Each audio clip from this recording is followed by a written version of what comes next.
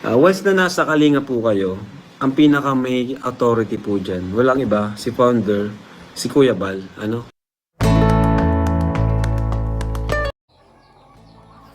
Hi, Wow Life! Another video, another share guys, another POV. So ngayon guys, magbibigay tayo ng point of view dito sa nangyaring pagbibigay sa loobin ni Kalinga Prab patungkol sa issues na umuugo ngayon dito sa Rochelle community. Kung sino nga ba ang unang ma-upload or mag-live, mag-premiere sa nalalapit na Dibo ni Langga Rachel. Malapit na yan, kaya naman talaga namang mainit na usapin yan.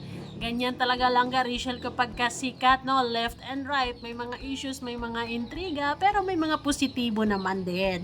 Marami pa din naman kaming mga positibo at talagang tamang antay lang kung anong mangyayari sa araw na yon. Pero sige na, hindi nakaligtas sa mga issues, sa mga intriga, sa mga usapin, kung sino nga ba ang unang mag-a-upload or mag-a-upload nga ba si Kuya Bal, si Kalinga Prab, or kung sino pa man dyan.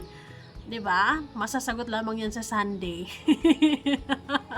Masasagot yan sa Sunday kung sino nga ba talaga sa kanila ang maunang mag-upload. Pero dito may paunang pahayag na si Kalinga Prab para maliwanagan naman yung iba dyan na pala desisyon, overthinker, at kung ano-ano mga iniisip. No? Kumbaga nagbibigay sila ng mga issues.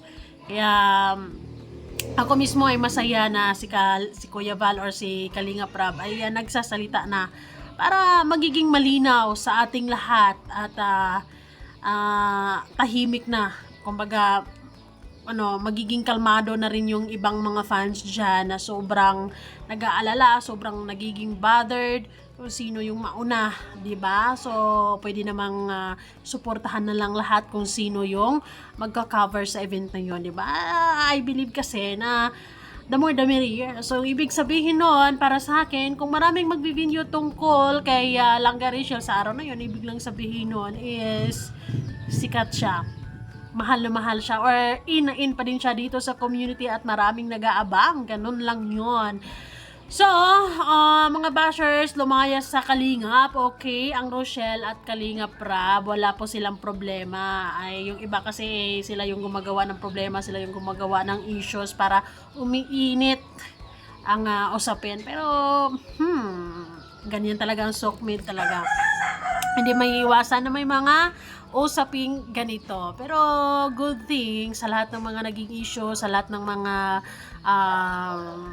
intriga dito sa Kalingap ay si Kuya Val or si Kalinga Prab kapag siyang nagsalita talaga, kalmado lang at maiintindihan mo talaga. So, bago ang lahat guys, don't forget to support and subscribe Kuya Val Santos Matubang, Ate Edna Vlog, Kalinga Prab, Roelo Malalag, Rachel Morales Vlog at sa lahat ng Team Kalingap. Syempre, isama na natin sa suporta natin ang Team Roel. Maraming salamat din sa inyong lahat sa tiwala at pagmamahal at suporta nyo sa aming RORD. Oh, diba? Napakahabang intro yun. Ay, nai-excite lang ako at sa wakas ay masasagot na ang mga ma-issue dyan. Ay, nako. Ganyan talaga lang Rachel kapag kasikat. Actually, nangyari ito.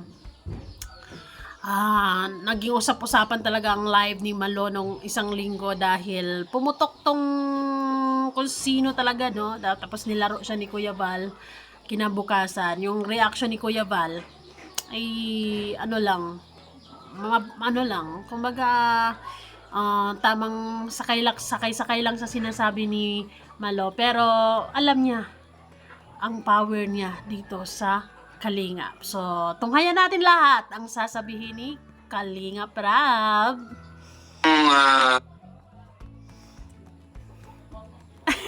Delay. Wait lang guys.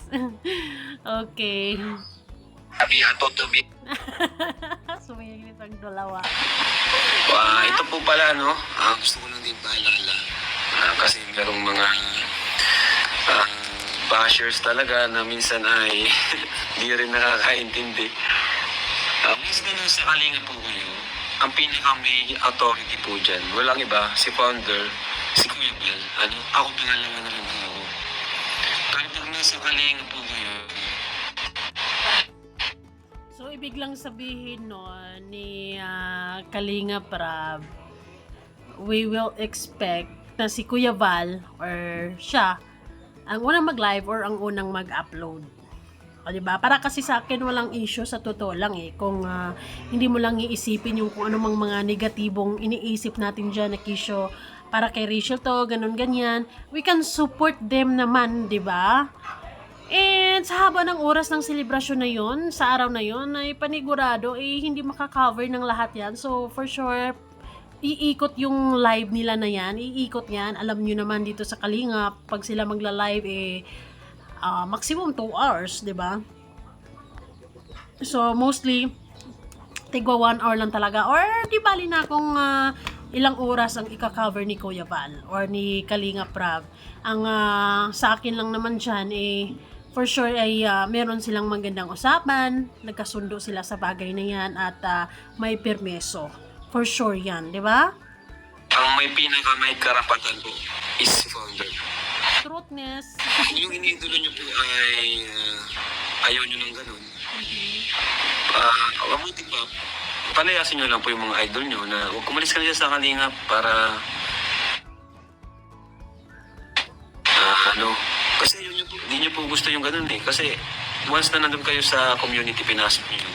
Ang pinaka may dyan, authority, may karapatan, malakas, may lakas na lang.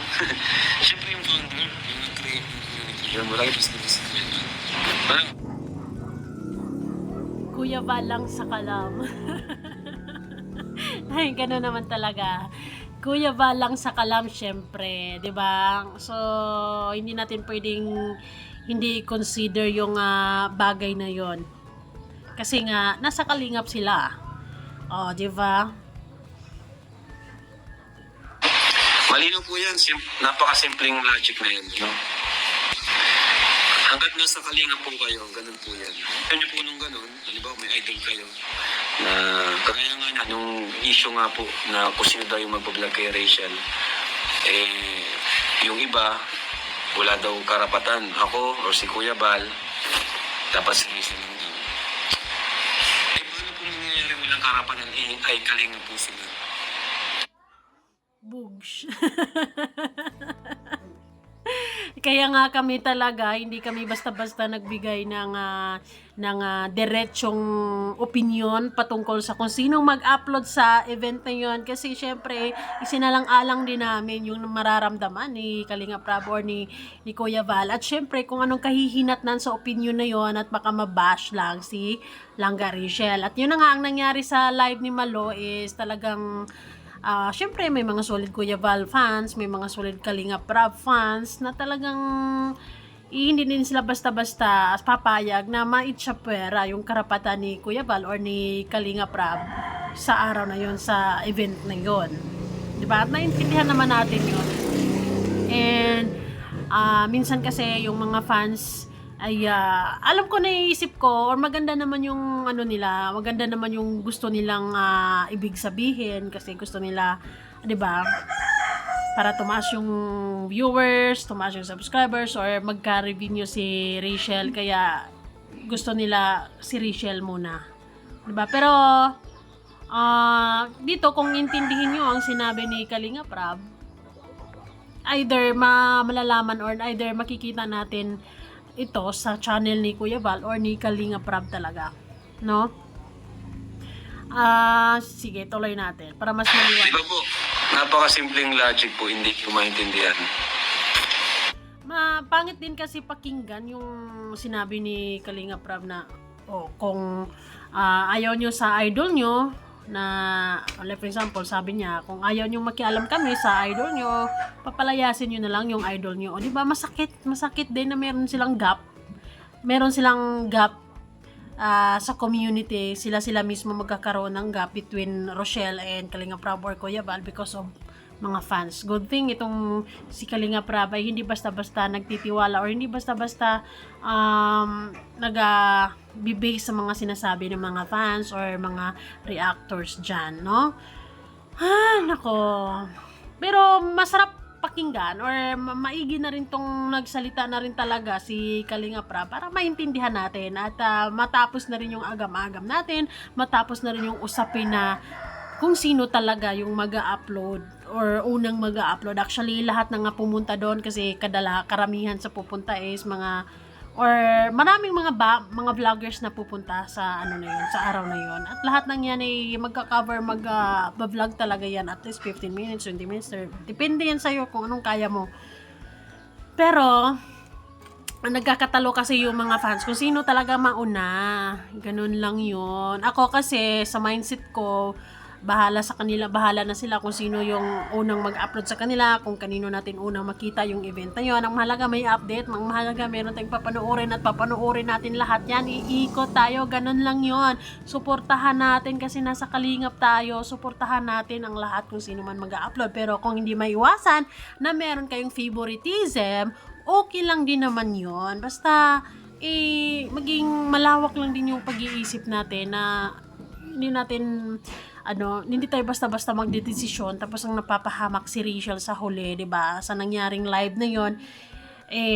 Walang masamang intention si Malo pero alam niyo na yung may twist kasi na syempre may mga solid Kalinga Val, solid Kalinga Prab na mga fans na hindi basta-basta may tsapwera yung karapatan ni Kuya Val sa araw na 'yon. Di ba? Paano po magiging walang karapatan si Kuya Bal ay siya po nasa Kalinga po? Siguro kung umalis po sa Kalinga, ayan, okay na. Magususunod na po kung anong gusto nila, okay na po yun. Diba? Klarong-klaro. Maliwanag na maliwanag. Yes, tama naman. Kung aalis talaga ang mga ludi natin sa Kalingap, kung wala sila sa Kalingap, abasulo nila yung event na yun. Sa kanila lahat yon. Kung meron mang mag-a-attend or attend man si Kuya Bal, ganoon, hindi na siya mangingialam. Kaso na sa Kalingap nga sila. So, sa Kalam, ang isa sa mga may karapatan dyan, si Kuya Val. Or pangalawa na nga daw, sabi ni Kalinga Prab, pangalawa na nga lang siya actually. So, ako naman, gusto ko nga muling makita natin ang Rochelle doon sa channel ni Kalinga Prab, di ba? Ganun lang po yung kasimple. Kaya kung ayaw nyo ng ganun, sabihin nyo kung sino yung idolo nyo. Kung sino man yung idol nyo, sila, kahit sino, na nasa Kalinga. Kung ayaw nyo po ng ganun, edi kayo na mismo pala sa kanila, sa Kalinga. Diba? Kasi, diba, nagiging hindi magandang pakinggan yung layas-layas na parang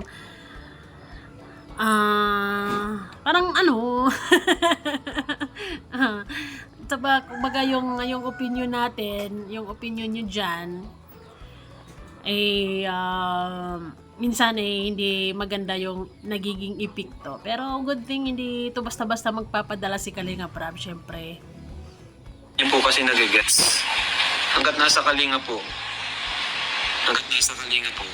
ang may pinaka dyan, autoridad ay si Kuya Bal. Choice niya po na yung gusto niyang gusto niyang gawin.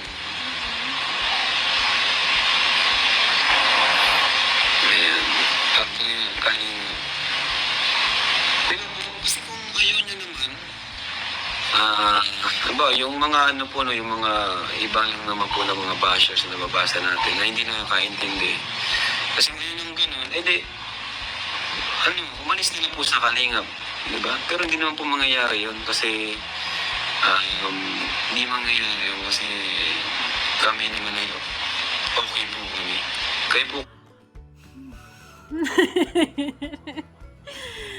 Syempre na may mga Kalinga Prab, may mga may mga tamang opinion lang din naman yun sa ibang mga fans. Ay, nako. Kalmahan nyo kasi. Buti na lang itong si Kalinga Prab ay hindi siya basta-basta hindi siya basta-basta sumama yung love niya kay Rachel or kay Rowell kasi yes, wala naman ding sinabing masama si Rachel patungkol kay Kalinga Prab or Wala pa nga actually announcement or naging decision si Rachel sa ano na yan. Pero for sure, walang magiging problema para sa kanya kung sino man unang mag-upload. No? Kilala natin si Rachel. Kasi yun ang nagpapagulo eh. Okay po kami yan nila Hills and Ruel, nila Rachel. Kaya kahit palayasin niyo po yun sa Kalinga, please sila alis. At hindi rin naman po namin sila paalisin. Hindi po kami nagpapalaya sa Kalinga. Yes! Ay, one Kalingap, one family! Here we go! Dapat ganyan talaga. Magsusuportahan na lang kasi tayo. No, alisin na natin yung bitterness sa puso natin. Alisin na natin yung pagiging selfish natin. Pwede naman tayong maging supportive na lang para sa lahat, di ba? Pero hindi talaga maiwasan. Isa yon sa mga challenge between Kalinga Prab, kay Rachel, kay Ruel, kay Kuya Val. Kasi marami talagang ma-issue. Marami talagang mainit talaga yung iba. Kasi minsan hindi may iwasan na pinag-uuntog talaga sila. Kumbaga pinagkukumpara, no? Buti na lang. Pareha silang mga mahihinahon. Pareha silang alam nila yung worth nila at kilala nila yung kung sino si Ruel, kung sino si Kalinga Prab, 'di ba? Mahal nila yung isa't isa, mahal nila yung community at 'di ba? Walang mag-stay ang lahat, walang lalayas. Ganon, oh my God. Ay, kumalma kasi kayo. Diba? Kasi ang pangit naman. Ang pangit talaga. Like for example, nababalitaan na naman natin na si Kuya Val ay kisyo hindi na pupunta sa birthday nilang Rachel. Diba? Manulungkot na naman tayo niyan. Nung pumunta, marami tayong issue. Para sa akin, hayaan na lang natin na magiging maganda yung araw na yon, magiging maganda yung celebration na yon, magiging masaya silang Rachel, ang lahat ng taong nandoon, magi-enjoy, no, ma-witness din natin, kahit sa live lang natin sila makikita kung gaano kasaya at gaano kaganda yung inihanda ng mga sponsors para sa araw na iyan. Yun yung pinakamahalaga, yun yung importante. Maraming salamat Kalinga Prab sa pag-intindi at pagmamahal mo sa Rochelle, siyempre. Ewan po, yun lang po. Yun lang, walang ibang explain doon. Yun lang pinakaya simple explanation doon. No? Kaya sa mga reactors, kung Kaya sa mga reactors, ingat kayo dyan, no? Hindi tayo basta-basta magbigay ng opinion na hindi patas or may sasama yung loob, di ba? Dahil sa live na yun, talagang may mga hindi, kung ako si Kalinga Prab, dahil sa live na yun, sasama talaga yung loob ko, di ba? Parang masamang pakinggan. Although wala namang masamang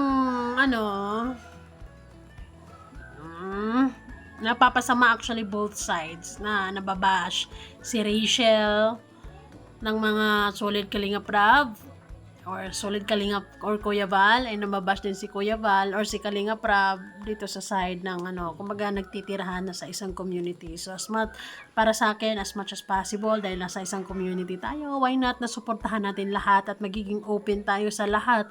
Maging open tayo sa magiging fair or magiging open tayo na yung suporta natin ay para sa lahat, sa abot ng makakayam nyo. Hindi yung puro issue ang dala-dala, ganon. At iniisip natin yung, di ba? Nababasa kayong ganong comment. Yan, yung bawal sasabi. Ba't sila mag-vlog? Wala namang karapatan yan. Dapat si Rachel lang mag-vlog. Although, wala man ako pakialam talaga kung mag-vlog ako. Or ako nga po, talagang okay lang sa akin kung hindi ako mag-vlog or mag-vlog. Ako nga po, talagang okay lang sa akin kung hindi ako mag-vlog or mag-vlog. Or si Kuya Val. Wala naman po talaga nagtatalo. Pinag-aagawan daw, pinagtatalo. Wala naman po nagtatalo eh. Sa totoo lang, nung live ko, sinasabi ko, kumalma tayo, maging mahinahon tayo sa mga sinasabi natin kasi parang ako yung nahihiya na basta-basta lang tayo nagbibigay or basta-basta na lang natin na iniisip natin na pinag-aagawan or nagtatalo sila na wala naman talaga, wala pa tayong narinig na na mga bagay-bagay tungkol sa issue na to, di ba? Hindi pa nagpapahayag si Kalinga Prab sa araw na yon, at lalong si Rachel hindi pa rin nagdedesisyon, at malalaman na lang din talaga natin yan sa 28, 29. Pero para sa akin, masayang-masaya ako kapag masayang-masaya ako sa para sa akin, masayang-masaya ako kapag makikita natin silang lahat na nagsusuportahan, no? In good terms, maayos, magandang relasyon, masaya, ganyan, nagsusuportahan. Para tayong mga fans ay maluwag din sa puso natin na magsusuportahan sa kanilang channels, ganun. Yung walang barriers, yung walang gap, yung walang Wala po nag-aaway-aaway. Yes, walang nag-aaway-away, Kalinga Prab. Wala talaga.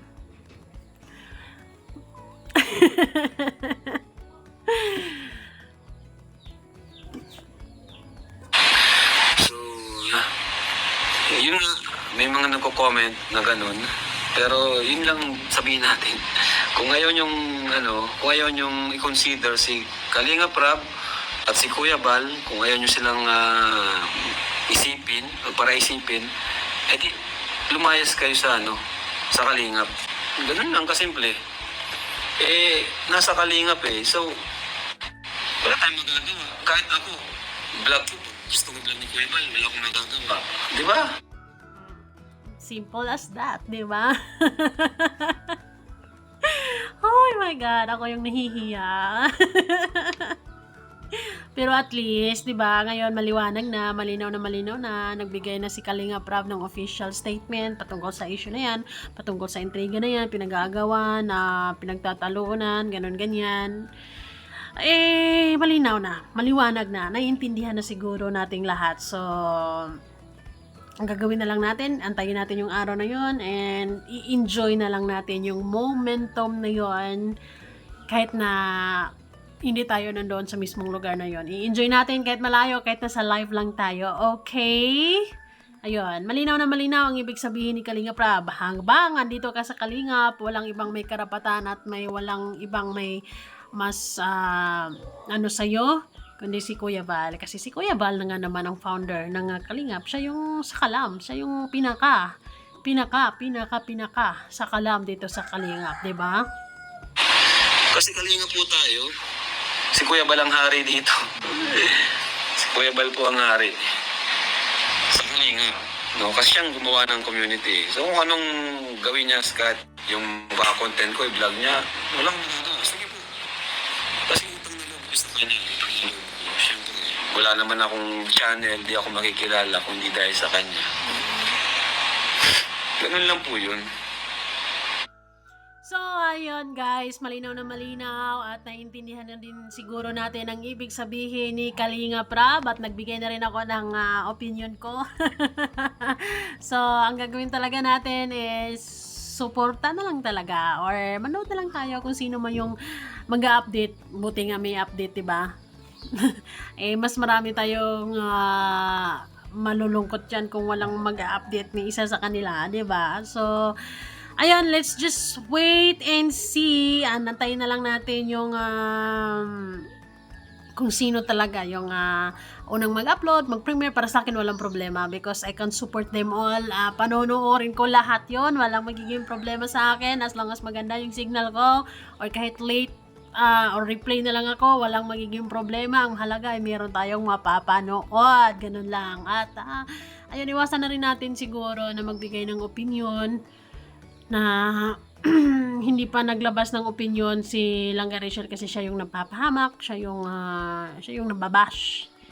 Since what's done is done, 'di ba?